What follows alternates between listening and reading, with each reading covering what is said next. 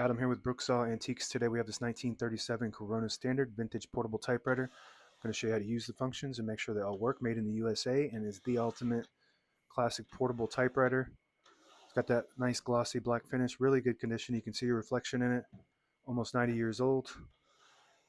Margins are located behind the carriage here. You just move them like this. Just going to put them pretty close to the edges. You can change them from the front by flipping this panel forward as well, so you can match them up with that scale in the front. And this is the paper bale that sits on top. It's got two adjustable rollers.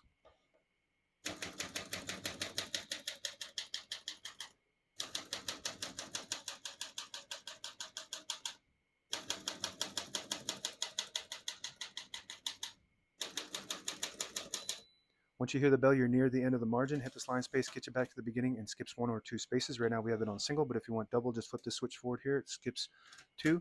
Flip it back, it just skips one. We're going to keep that on single for now and finish typing.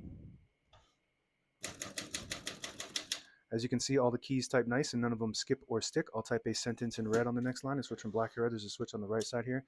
Flip that up to the red indicator. It prints the bottom portion of the ribbon, which is red. When you have it in the middle, it prints no ink at all. It just leaves a stencil for copying purposes.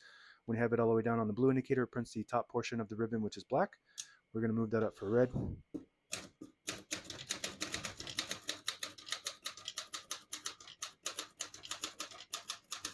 Beautiful. Really nice machine for its age.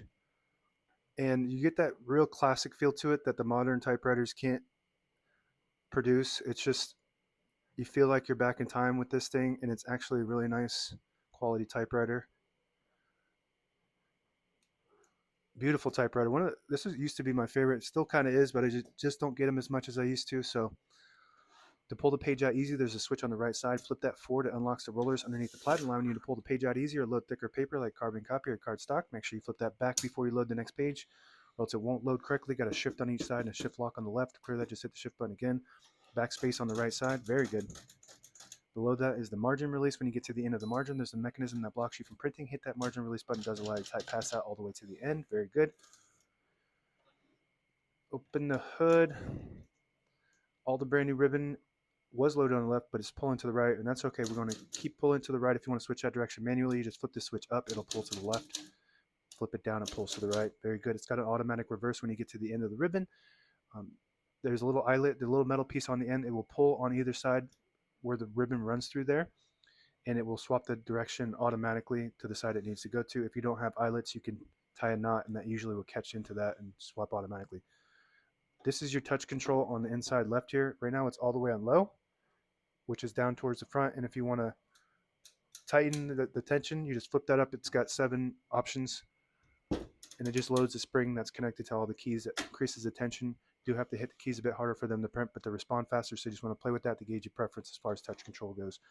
We're going to move that color back down for black. Carriage release. Very smooth. Very nice condition all around for a 90-year-old typewriter.